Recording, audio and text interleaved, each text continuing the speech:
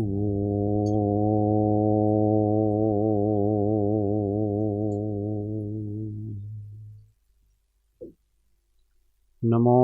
अरिहन्ताणं नमो सिद्धाणं नमो आयर्याणं नमो उवज्जायाणं नमो लोये सव्वसाहुणं तेसो पञ्चणमुकारो सव्वपावपणासण मङ्गलाणं च सव्वेसिं पडमं हवै मङ्गलम्। ॐ नमो अरिहन्ताणम्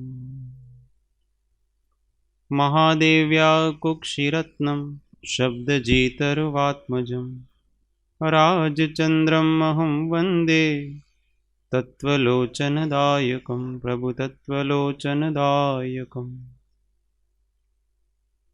परात्पर गुरुवे नमः, परम्पराचार्य गुरुवे नमः, परम गुरुवे नमः, साक्षात् प्रत्यक्ष सद्गुरुवे नमो नमः। अनंत अनंत भाव भेद थी भरेली भली अनंत अनंत नाय निक्षेपे व्याख्यानी छे सकल जगत गीत कारिणी हारिणी मोह तारिणी भवाब्धि मोक्ष चारिणी प्रमाणी छे उपमा आप्यानी जेने तमारा खवीते व्यर्थ आपवाथी निज मति मपाई में मानी छे अहो राज चंद्र बाळ ख्याल नथी पामताय जिनेश्वर तणी वाणी जाणी तेणे जाणी छे गुरुराज तणी वाणी जाणी तेणे जाणी छे।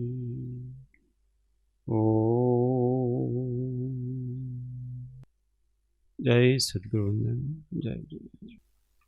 स्वाध्याय में श्री आत्मबोध शतक गाथा 21 फरीथी बधा सौ साथे लईशुं। अपने को ना अपना माने तब तक ही अज्ञानी है तन में आत्म भ्रांति करके करे स्वयं मनमानी है इष्टानिष्ट कल्पना करके क्यों निज को तड़पाता है ज्ञानवान होकर भी चेतन सत्य समझ ना पाता है ज्ञानवान होकर भी चेतन सत्य समझ ना पाता है। अपने को ना अपना माने तब तक ही अज्ञानी है तन में आत्म भ्रांति करके करे स्वयं मनमानी है। अपना कौन और पराया कौन उसको स्पष्ट कल कर दिया। ये जो अनंत गुणात्मक अरूपी चैतन्य द्रव्य है जिसका स्वभाव ही गायक है जानना देखना ये मैं हूँ। इसके अतिरिक्त ये जितने भी देहादि हैं और देह से बाहर जितने भी स्त्री पुत्रादि हैं वो सब बाहर के हैं। अब प्रश्न ऐसा है तो संसार में रहना कैसे? आप किसी को अपना मानो नहीं प्रेम खत्म हो जाएगा ना। प्रेम खत्म हो जाएगा तो जीने का मजा नहीं आता। प्रेम के बिना कैसे जिए अपन। और जब किसी को अपना माने तो ही तो प्रेम उमड़ता है। सड़क पे चलने वाले लोग बहुत सारे पराये लोग हैं, सब मानते हैं, तो उनके प्रति प्रेम उमड़ता है अपने को? नहीं उमड़ता है। हम किसी रेलवे स्टेशन पे खड़े हैं अथवा कहीं और खड़े हैं, एयरपोर्ट पे खड़े हैं, बस स्टैंड पे खड़े हैं, बहुत से लोग हैं, परंतु हमारा किसी के प्रति प्रेम वहाँ जाता नहीं है। और अपने खड़े खड़े बैठे बैठे अपने जो है उन्हीं का याद करते रहते हैं हम। तो जिस हमने अपना माना है वहीं तो अपना प्रेम जाएगा, वहीं तो हम प्रवाहित होंगे। तो फिर जिए कैसे अपने? आप कह रहे हो कि अपने हैं, उनको भी अपना मानना नहीं। तो भाई आचार्य कहते हैं कि संसार में जीना कैसे? तो संसार में नाटक की तरह जीना। कैसे जीना? नाटक की तरह जीना। अभी नाटक में क्या होता है कि व्यक्ति जो अभिनय करता है ना, वो अभिनय एकदम वास्तविक लगता है। कभी कभी तो वास्तविकता से अधिक भावात्मकता नाटक में होती है। कोई कलाकार हो ना, तो जैसे माँ और बेटे का प्रेम दिखाना है पिक्चर में, तो इस प्रकार का अभिनय करेंगे कि तो असली जीवन में भी माँ ऐसा प्रेम नहीं करती होगी अपने बेटे को, और बेटा असली जीवन में भी ऐसा प्रेम नहीं करता होगा। ऐसा भावनात्मक वहां पर अभिनय करते हैं, परंतु फिर भी उन दोनों को स्पष्ट पता है कि ये केवल हम नाटक कर रहे हैं, ये मेरी असली माँ नहीं है। इसलिए उस स्त्री को कभी भी वो लड़का जो पराया उसके प्रति मातृत्व भाव पैदा नहीं होता है।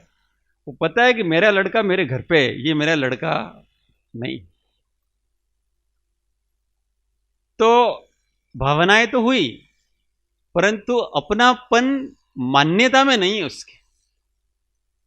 तो हमेशा इतना ध्यान रखें अपन संसार में जीते हुए कि हम सबको प्रेम दें, परंतु इतना हमारे ख्याल में आना चाहिए कि ये वास्तविकता नहीं है, ये सब नाटक है, ये सब झूठ है। परंतु हमको अच्छा नाटक करना चाहिए। अच्छा नाटक करने से क्या, हमारा मनोरंजन अच्छा होता है। तो संसार में हम अच्छे मस्ती से जिए, इसके लिए आपस में हिल मिल के सबसे प्रेम करें, परंतु प्रेम इतना नहीं हो जाए कि उस परद्रव्य को ही हम स्वद्रव्य मानने लग जाएं। जब हम परद्रव्य को स्वद्रव्य अंदर से मानने लग जाते हैं तो इसमें दिक्कत क्या आती है? तो कोई पूछे आपको क्या दिक्कत है इसमें?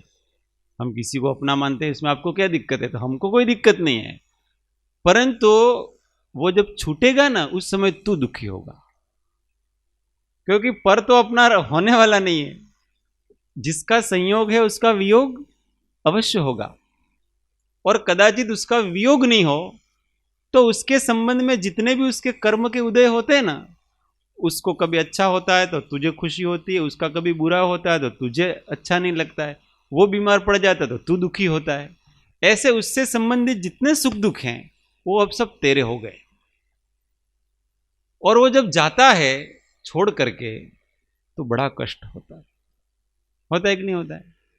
इसलिए कहते हैं कि तू पहले से ही ऐसा रह, ऐसा मान ले कि ये हमारे पास इतने समय रहने वाला है और इतने समय तक हमको अच्छा नाटक करना है। अच्छा नाटक करेंगे। हाँ, अब वो प्रश्न ऐसा कर रहे हैं कि ये तो मायाचारी है भाई। तो ज्ञानी कहते हैं कि संसार तो माया ही है।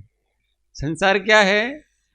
इसलिए माया के साथ माया करना मायाचारी नहीं है। कौन कैसा है? ऐसा कौन कहते हैं? कृपाणुदेव अपूर्व अवसर में कहते हैं,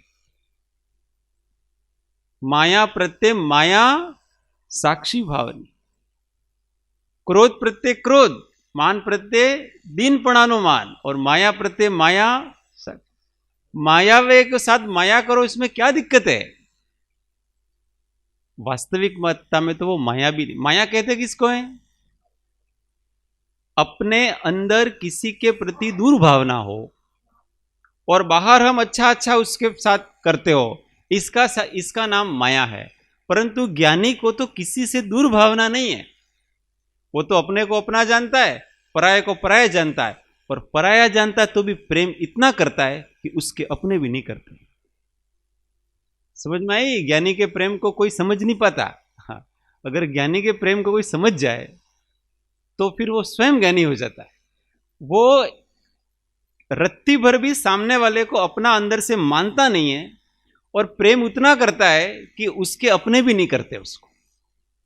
उसके संपर्क में जो आता है उसको ऐसा लगता है कि ये सबसे अधिक प्रेम मेरे से ही करते हैं। क्यों? क्योंकि उसके चित्त में कोई नहीं है, वो वैरागी है। और जो वैरागी होता है वो ही सबसे अच्छी तरह से प्रेम कर सकता है। रागी व्यक्ति तो कितनों के साथ प्रेम करेगा? 1 2 4 5 को, जो उसको अच्छे लगते हैं ना, उसी से करेगा। और वो प्रेम तो करता ही नहीं, राग करता है। स्वार्थ है वहां राग है, वहां स्वार्थ आ जाएगा।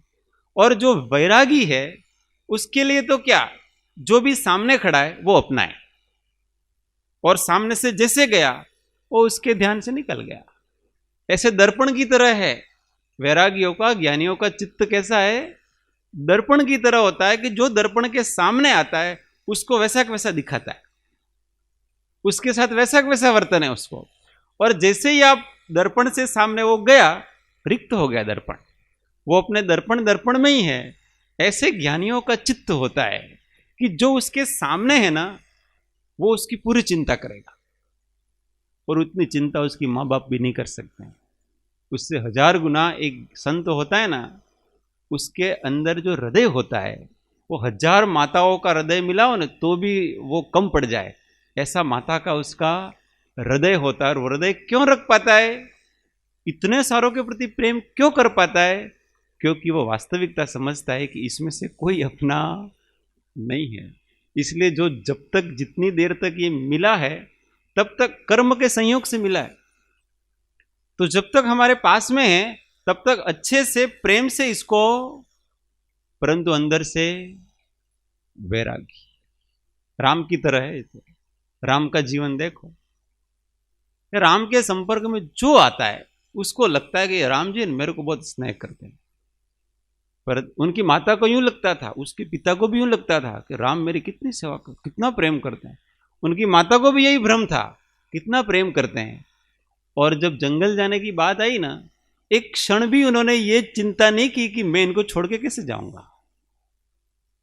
कर्तव्य पहला है।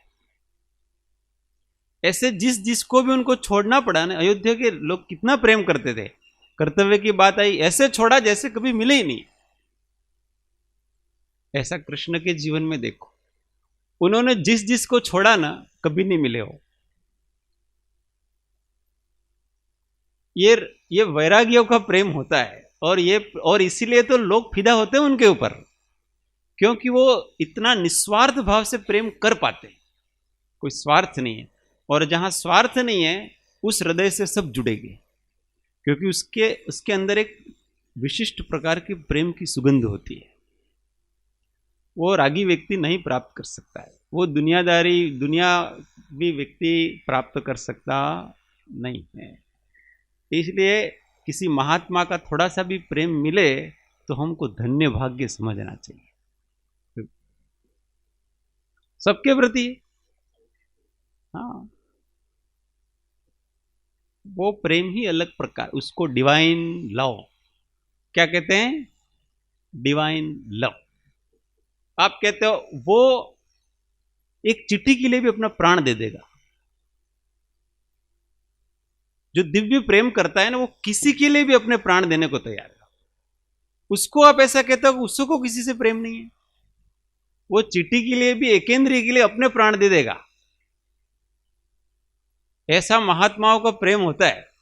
आप उसको कैसे कह सकते हो कि उनको दुनिया के प्रति प्रेम नहीं है? सबसे अधिक प्रेम कोई करता है किसी से सच्चा, तो वो वही करता है। जितनी आपत्तियां हैं वो दूसरों को बचाने के लिए अपने सिर पे ले सकता है। उसको अपने शरीर की, अपने प्राणों की तो चिंता ही नहीं है जरा भी। ये नश्वर शरीर किसी के काम आ जाए तो आ जाए, ऐसा दिव्य अलौकिक प्रेम है। तो अपने को संसार में ऐसे नाटक की तरह जीने का अभ्यास करना चाहिए कि सबसे हिल मिल के रहना। पर अंदर में ये मेरा कभी हो सकता जाएगा, जो जावे सो मेरा नहीं, जो मेरा है सो।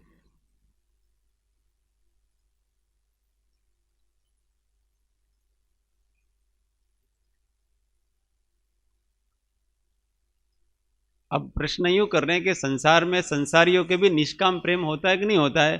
तो संसार में संसारियों का एक दूसरे से कभी निष्काम प्रेम नहीं हो सकता है। निष्काम का मतलब जिसमें काम अर्थात राग है ही नहीं, ऐसा प्रेम एक माता का पुत्र के प्रति नहीं हो सकता है, पुत्र का माता के प्रति नहीं हो सकता है, किसी के प्रति नहीं हो सकता है। ये तो गुरु और शिष्य के प्रति हो सकता है, भगवान और भक्त के प्रति हो सकता है, एक धर्मी का धर्मी के प्रति हो सकता है। ये सब चीजें हो सकती हैं, परंतु परिवार लौकिक जनों के प्रति नहीं हो सकता। ये है कि परिवार में रहने वाले दोनों धर्मात्मा हैं तो ऐसा प्रेम हो सकता है, इसमें क्या दिक्कत है? पति पत्नी दोनों ही धर्मात्मा हैं तो जैसल तोरण की जैसे कोई होगा, इसमें क्या दिक्कत है? और उसको पति पत्नी कह कैसे सकते हैं आप उनको? हाँ मतलब पति पत्नी थे भी नहीं, पर वो लाया तो इसी हिसाब से था, वो तो सारा सारा। तो ऐसा हो सकता है। कौन सी परिस्थिति में? जब दोनों धर्मात्मा हो तो दिव्य प्रेम हो सकता है। परंतु जब तक आपके जीवन में यथार्थ ज्ञान प्रकट नहीं हुआ है तब तक आप निस्वार्थ प्रेम नहीं कर सकते हो। वो यथार्थ ज्ञान है, वो ही निस्वार्थ प्रेम करा सकता है, बाकी कोई निस्वार्थ प्रेम नहीं करा सकता। कहीं न कहीं आपका जुड़ा हुआ है राग का संबंध, कहीं न कहीं है, कहीं न कहीं कोई अपेक्षा जुड़ी हुई हो सकती है। इसलिए जो धाव खिलावे, ज्ञानी की चेष्टा कैसी होती है? आत्मज्ञान वण कार्य कहीं મનમાં ચિર નહીં હોય, કારણવશ કંઈ પણ કરે ત્યાં બુદ્ધ તત્પર નોય। तत्परता नहीं, क्योंकि स्वरूपानुसंधान है, इसलिए अटैचमेंट बहुत होता अंदर से नहीं होता है।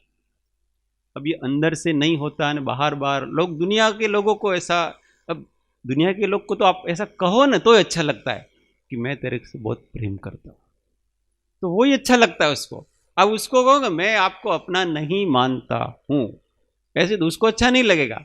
इसलिए ज्ञानी ऐसा कहते हैं, ज्ञानी कहते हैं अपनी पत्नी को भी कहेंगे, अपने पुत्र को भी कहेंगे कि हम आपको प्राणों से ज्यादा प्रेम करते हैं, और करते भी हैं। नहीं करते हैं ऐसा थोड़ी है, करते भी हैं, परंतु अंदर से जानते हैं ये सब लौकिक व्यवहार है। इसलिए जब तक उदय और हृदय इन दोनों को समझ में नहीं आएगा ना, ज्ञानी का उदय और ज्ञानी का हृदय, ये दोनों चीजें जब तक समझ में नहीं आएंगी तब तक हम वास्तविकता समझ पाएंगे नहीं। अपने को भी ऐसा बनने का प्रयत्न करना चाहिए। इसलिए अपने परिवार की ज्यादा चिंता करना, और सामने वालों को अब गृहस्थ जीवन में होते हैं तो ऐसा लगना चाहिए हमेशा कि ये मेरा है और मैं इसके आश्रय में सुरक्षित हूं, ऐसा अपना व्यवहार होना चाहिए। परंतु ये तो सब मान्यता की बातें हैं, मान्यता अपने अंदर अंदर ही रहती है, मान्यता कहने की नहीं होती है, और व्यवहार है वो कहने का होता है। सारा का सारा जो भी कहा वो सारा का सारा व्यवहार है, ऐसा जीना पड़ता है। ये तो रहस्यात्मक अध्यात्म है। ऐसा जो जी लिया, लोगों को तो यूं लगता है कि मैं इसको अपना नहीं मानूंगा तो हमारा प्रेम खत्म हो जाएगा, तो तू उसको अपना मानता है, वहां प्रेम करता ही नहीं है, वहां प्रेम खत्म हो गया। वास्तविकता में तो प्रेम वहां नष्ट हो गया, क्योंकि तुम स्व और पर दोनों एक मेक हो गए। अब तुम एक दूसरे से राग की डोर से बंधे हुए, प्रेम की डोर से बंधे हुए नहीं, और इसलिए दोनों दुख पाओगे। क्योंकि जो जागृत है वो सुखी कर सकता है ना व्यक्ति को। परिवार में 4 सदस्य, अब उसमें परिवार के ऊपर कोई दुख आया तो जो रागी होते हैं ना, अज्ञानी होते हैं, वो तो उस दुख रूप ही अपने को मानते हैं। पर उसमें कोई ज्ञानी है कि भाई देखो, इसमें अपने को धैर्य रखना चाहिए, ये तो परिस्थिति आती हैं जाती हैं। तो जो ज्ञानी होगा ना, वो सबको संभाल सकता है उस समय। बाकी तो सब रोते ही रहेंगे, बाकी तो सब एक दूसरे को ही सांत्वना देते हैं और रोते रहते हैं और रुलाते हैं ज्यादा। और ज्ञानी होता है वो तत्व की बात समझाता है उसको। तो स्वयं जागृत रह करके, स्वयं ज्ञानी होकर के ही दूसरों की भी सहायता कर सकते हैं, नहीं तो दूसरों को भी राग में ही प्रवाहित करते हैं। अपन सांत्वना देने के चक्कर में हम राग बढ़ाते हैं, उसका दुख बढ़ाते हैं उसका। और ज्ञानी होता है वो यथार्थ वस्तु को समझाता है। ऐसे संसार में रहना चाहिए अपने को। ये बात थोड़ी सबको गले उतरे ऐसी नहीं है, परंतु गले नहीं उतरे तो इसको गमे तो आजे, गमे तो काले, गमे तो लाख वर्षे, पण हे जीव तारे आम करिए छुटको छे। ऐसा किए बगैर छुटका नहीं है। चलो अब कहते हैं, इष्टानिष्ट कल्पना करके क्यों निज को तड़पाता है। इष्ट अनिष्ट, अभी वही बात वापस आएगी यहां पर कि ये मेरे लिए इष्ट है और ये मेरे लिए अनिष्ट। ये तो सबसे बड़ा भ्रम है कि मेरे परिवारजन है वो मेरे लिए इष्ट हैं और बाकी सारे के सारे अनिष्ट हैं। ये सबसे बड़ा भ्रम है। अब ये बताओ कि सिद्धांत तो, वास्तविकता तो ये है कि राग द्वेष और मोह ये अपने आत्मा के लिए इष्ट हैं कि अनिष्ट हैं। अनिष्ट हैं मोह, राग और द्वेष। उसमें क्रोध, मान, माया, लोभ, सारी कषाय ले लेना, ये सब चीजें। तो ये ठहरा कि ये अपने आत्मा के लिए अनिष्ट हैं। अब ये जो राग और मोह वो बढ़ते कहां हैं, बढ़ाते कौन है? पराये बढ़ाते हैं कि अपने बढ़ाते हैं? बढ़ाते कौन है? आपको कहीं राग पैदा होगा तो कोई शत्रु के प्रति राग पैदा होने वाला है? वहां नहीं होने वाला है। अथवा जिसको आप जानते ही नहीं हो वहां राग होने वाला नहीं है, वहां मोह होने वाला नहीं है। ये मोह और राग और ये सब कहां होते हैं? अपने ही परिजनों से होते हैं। अपने पत्नी से राग होगा, अपने पति से होगा, अपने भाई से होगा, अपने पुत्र से होगा, अपनी पुत्री से होगा, अपने सगे संबंधियों से होगा। इसी से तो होता है।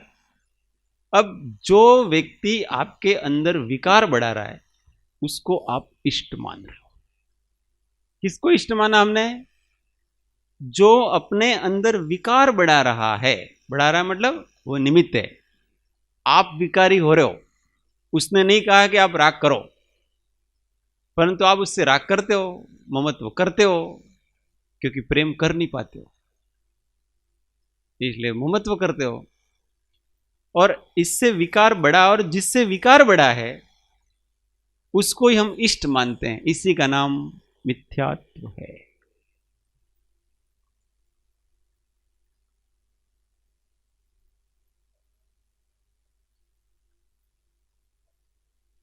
कैसे? हाँ,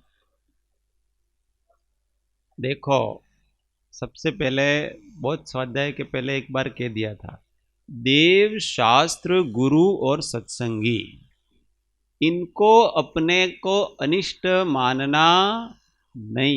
ये व्यवहार की बात है, निश्चय से तो ये भी नहीं है। तो व्यवहार से इनको, और कल ही बात की थी, इनसे जितना हो सके उतना बढ़ाया करो प्रेम। जितना बढ़ा सकते हो उतना उससे बढ़ाया करो, क्योंकि ये अपने को बांधेंगे नहीं। यहां तो घर परिवार की बातें हैं। देखो, आप अपने सत्संगी के साथ में 25 साल रहो, कोई सत्संगी आपका, उसके साथ 25 साल तक रहो, परंतु आप उतना राग अंदर से ममत्व नहीं होगा जितना आप अपने बालक के साथ एक दिन रहो। और आपका बालक आपके पास में भी नहीं है तो भी उसके प्रति जो आपके अंदर की जो स्फुरणाएं है ना, वो आपके सत्संगियों से 1000 गुना अधिक है। वो 25 साल से आपके साथ रहता है। तो ये रक्त के संबंध होते हैं ना, वो व्यक्ति को बहुत अधिक बांधते हैं। ये चीजें समझनी चाहिए अपने को। इस प्रकार का नहीं हो तो क्यों घर छोड़ते हैं? जिनको कैवल्य की प्राप्ति करनी है, जिनको परिपूर्ण होना है, वो काहे को घर छोड़े? परंतु उनको पता है कि ये रक्त के संबंध बहुत प्रगाढ़ होते हैं। हमारे पास नहीं होते हुए भी उनके प्रति हमारी भावनाएं बहुत तीव्र होती है। हमारा भाई 7 समंदर पार रहता है, परंतु वहां कुछ हो जाता है तो हमें यहां बहुत तकलीफ होती है। और कोई हमारा मित्र सत्संगी है, वो हमारे साथ में ही रहता है, उसकी मृत्यु होगी, हम समता में रहते हैं। यहां बहुत से मरते हैं, कोबा में भी है ना, सत्संगी आते हैं जाते हैं, परंतु हम इतने प्रभावित नहीं होते हैं जितने हमारे घर से प्रभावित होते हैं। ये वस्तु का स्वरूप है। इस वस्तु के स्वरूप को अच्छी तरह से समझना चाहिए। इसलिए सावधान हमेशा अपने घर परिवार वालों से रहना चाहिए, नहीं तो हम बनते जाएंगे और वो मोह दया नाम की वस्तु कहते हैं ना, वो होती जाएगी। अपन मानते जाएंगे कि नहीं हमारे तो प्रेम का संबंध है ना, हमारा ये संबंध है। कुछ प्रेम के संबंध होते नहीं है, सारे सारे राग के संबंध होते, और वो जाएगा तब। राम जी को और बलराम जी को ने उनको भी था, जब तक वो नारायण का राग था ना, तब तक वो छोड़ नहीं पाते थे। उनको भी जैनेश्वरी दीक्षा लेनी थी, उनको भी पूर्णता प्राप्त करनी थी, पर जब तक पास में तब तक नहीं छोड़ पाता है व्यक्ति। ये संबंध ही कुछ इस प्रकार के होते हैं। सावधान रहना और ज्ञानियों की बात को मान लेना। क्या करना? मान लेना तुरंत, और फिर जीवन में अनुभव करके देखना उसको कि ये वास्तव में ये जो कह रहे हैं वो सत्य है कि नहीं। ऐसा ही लगेगा अपने, किंचित भी उल्टा लगेगा नहीं। इसलिए आंख मीच करके इसको मानने जैसा है। इष्टानिष्ट कल्पना करके क्यों निज को तड़पाता है? इष्ट अनिष्ट कल्पना करके अपने को तड़पाना। एक बात मान लेना चाहिए, इस जीव के साथ जो भी हो रहा है वो अपने कर्म के उदय के अनुसार हो रहा है, दूसरा कोई कुछ नहीं कर रहा है। अगर हमारे पाप का उदय है तो हमारे परिजन हमसे विरुद्ध हो जाएंगे, जो बहुत प्रेम करते थे। विवेकानंद जी के जीवन में ऐसा बना। उनके पिताजी विश्वनाथ दत्त, वो ख्याति नाम, मतलब उनका बहुत नाम था, वो वकील थे, पैसे वाले थे, अच्छे, परंतु उदारवादी थे, इसलिए कोई इकट्ठा नहीं किया उन्होंने। परंतु अचानक उनकी मृत्यु हो गई। अब घर में नरेंद्र सबसे बड़ा, और संपत्ति कुछ थी नहीं, घर अच्छा था बस। अब ऐसे समय में, मतलब अब कोई कमाने वाला ही नहीं, और नरेंद्र तो रामकृष्ण का भक्त, इसलिए उसका तो सारा दिन वहीं गुजरता था। इसलिए घर में भोजन भी बराबर मिलता नहीं था। ऐसे समय में उनके काका, उन्होंने उनके ऊपर, उनका जो पैतृक घर था ना, उसके ऊपर मुकदमा चलाया कि ये हमारा है, ऐसा करके, और मुकदमा चलाया, और उस घर से उनको निकलना पड़ा परिवार सहित। अब देखो, आप किसको इष्ट मानोगे बताओ? ऐसी परिस्थिति में भी उन्होंने अपना घर छीन लिया। पाप का उदय कहलाता है। जब पाप का उदय होता है तो इसी प्रकार से अपने पराये कब हो जाते हैं पता पड़ता, कौन कौन सी भाषा किसकी बोल दे वो कुछ पता पड़ता नहीं। सब पाप का उदय। अर्जुन भीष्म पितामह के पास गया। अर्जुन और भीष्म पितामह का प्रेम बहुत अधिक, इसलिए धर्म युद्ध है तो, और द्रोणाचार्य का भी उनसे बहुत अधिक प्रेम। उसको यूं लगता था कि ये दोनों तो मेरी तरफ ही रहेंगे। परंतु देखो पाप का उदय है कि जिसको सत्य मान रहे हैं, जिसको सत्य जान रहे हैं और सामने सबसे प्रिय खड़ा है, तो भी वो उसके विरुद्ध में लड़ रहा है व्यक्ति। पाप का उदय। ये जितने भी सुग्रीव, हनुमान जी, ये जितने भी विद्याधर थे ना, विद्याधर, ये सारे के सारे रावण के इष्टजन, उनके मांडलिक राजा थे। रावण उन सबका राजा था, सम्राट। उनके चाकरों की तरह रहते थे, दोस्तों के, मित्रों की तरह। लास्ट में बाजी पलटी, सब राम की तरफ आ गए। इसको पाप का उदय कहते हैं। इसलिए आप किसको इष्ट मानो और किसको अनिष्ट मानो, तो सब अपना इष्ट अनिष्ट है, वो तो अपने अंदर ही सारा अपना उदय है। उदय के अनुसार सारा चलता है। एक क्षण में सब अपनी प्रशंसा करने लग जाएंगे, दूसरे क्षण अपना उदय बदला, सब लोग अपनी निंदा करने लग जाएंगे। तो आप किसको अपना मानेंगे? उस निंदक को अपना मानेंगे कि प्रशंसा करने वाले को अपना मानेंगे? कोई अपना नहीं है, उदय है। उस उदय के अनुसार सबके ऐसे भावना बन जाते हैं, सब ऐसी बन जाती है। इसलिए अपने में रहो, इष्टानिष्ट कल्पनाएं मत करो और अपने में रहो। ज्ञानवान होकर भी चेतन सत्य समझ ना पाता है। ये सब जानते हैं लोग, नहीं जानते ऐसे नहीं है, सत्संग से वगैरह सब जानते हैं कि ऐसा होता है। अपने भी पराये हो जाते हैं और होते हुए दिखते भी हैं, तो भी उसको ना, आ तो मारो छे, आ तो मारो छे, काहे का तेरा है भाई। और उसके लिए अपना सारा मनुष्य जीवन घिसता रहता है। परमार्थ सूझता नहीं है। जैसा भी है भाई, है तो मेरा ही, ऐसा करके उस मोह की डोर से ऐसा बंधा हुआ है वो जबरदस्त बना। मोह ऐसा ही है। एक रानी को उसके राज्य में, उसके मतलब जो अश्वपालक था, घोड़ों को जो चाकरी करता था, अश्वपालक कहते हैं, एकदम गरीब, और जिसका कोई चेहरे का भी कोई ठिकाना नहीं, काला कलूटा था। बांसुरी बहुत अच्छी बजाता था, बांसुरी। उसको देख करके वो रानी है, वो मोहित होगी। इसको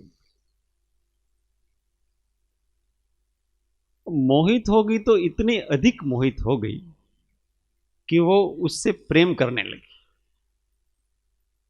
और फिर रोज चुपके चुपके रात को उसके पास जाने लगी।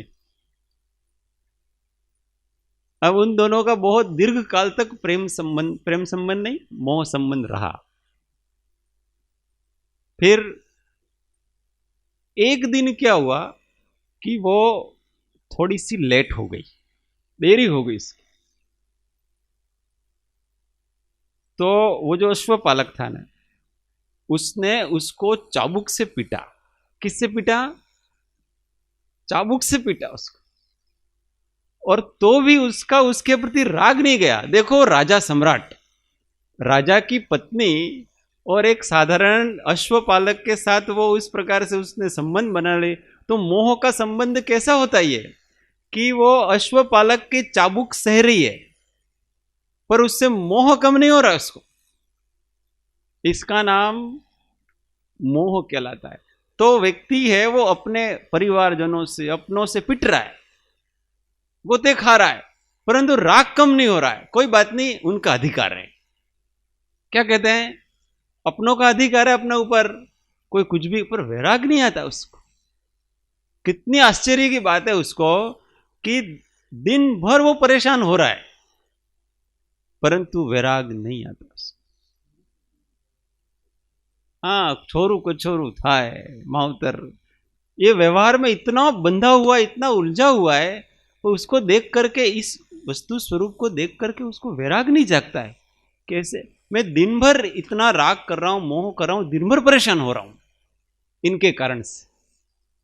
और एक व्यक्ति की जिंदगी है ना, वो सारा, अभी गृहस्थों की जिंदगी तो पता है, शादी करता है उसके बाद पता है कि क्या होता है, उसी के चक्कर में पूरा जीवन जाता है।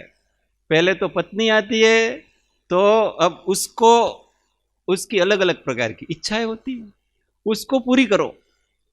तो बेचारा को कमाना, 2 नंबर का भी कमाना पड़ता है, उसके लिए कमाना पड़ता है। फिर वो, और माँ और पत्नी के बीच में सामंजस्य बिठाना, ये बहुत बड़ी समस्या है। ये बहुत बड़ी उसके सामने एक चुनौती है कि पहले तो माँ थी, अब 2 हो गई, दोनों के बीच में आप सामंजस्य कैसे बिठाओ। इसलिए बेचारा दुखी रहता है कि मैं इसकी तरफ जाऊं कि इसकी तरफ जाऊं। क्यों? क्योंकि स्वाभाविक रूप से 99% सास बहू का मिलता नहीं है बराबर, क्योंकि ईगो होता है ना दोनों को। एक पराये घर से आई है, वो उसकी चित्तवृत्ति जानती नहीं है उसकी। फिर बच्चे होते हैं, अब और ज्यादा टेंशन उसको, कि उसने ऐसे वो महत्वाकांक्षा बना रखी है कि मैं मेरे बच्चों को बहुत ऊंचा ले जाऊंगा, और उस अपने बच्चों को ऊंचा ले जाने के चक्कर में वो इतना नीचे गिर जाता है कि उसके जीवन में न सत्य रहता है, न दया रहती है, न ईमानदारी रहती है, कुछ भी नहीं रहता है। अपने आत्मा को बेच देता है, कैसे भी करके पैसा कमाओ, और अपने अपनों ने दुख सहे, अपने बच्चों को नहीं सहने देंगे। क्या कहता है वो व्यक्ति? अपनों ने दुख सहे हैं पर अपने बच्चों को नहीं सहने देंगे। यूं करके गधा मजूरी करता रहता है और अपने सारे मानवीय मूल्यों को नष्ट कर देता है। और केवल किसके लिए? उनके मोह में पड़ करके करता है। हाँ हाँ।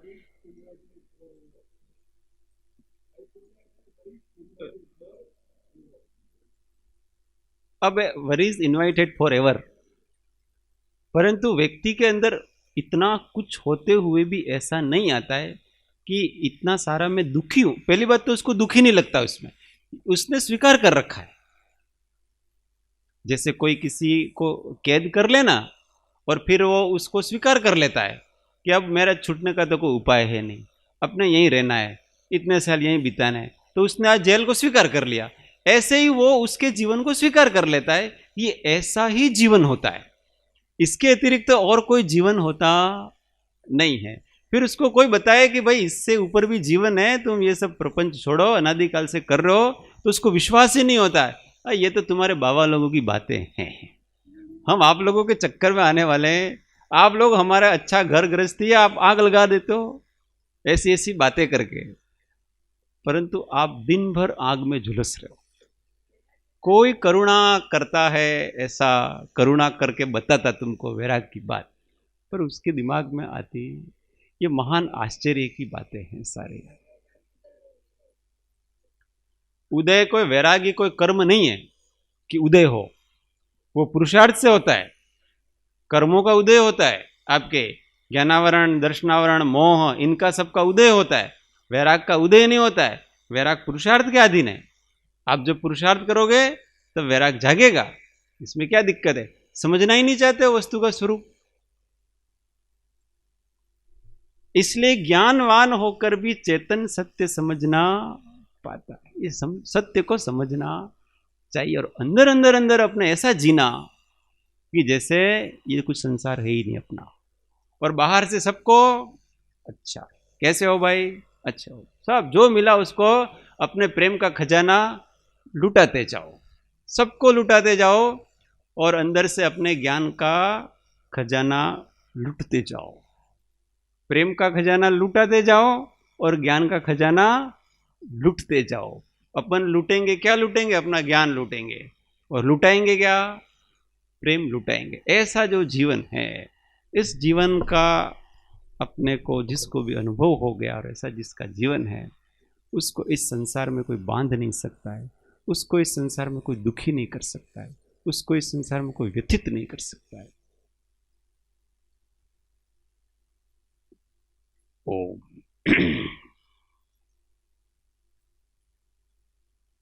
संत परम हितकारी जगत माही, संत परम हितकारी, संत परम हितकारी जगत माही, संत परम हितकारी।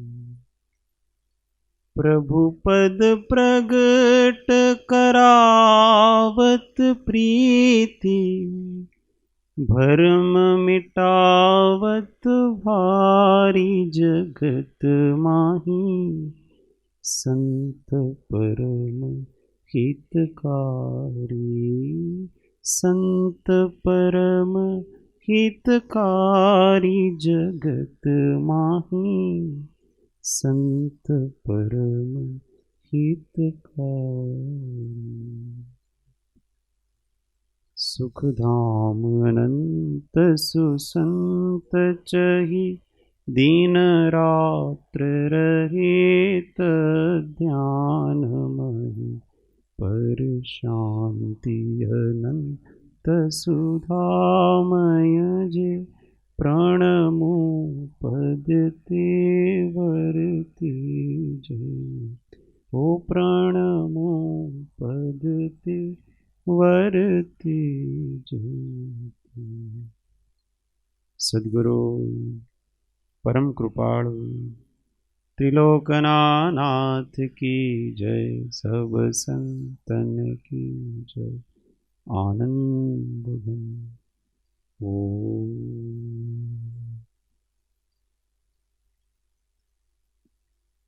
1 मिनट मौन आत्म अनुसंधान।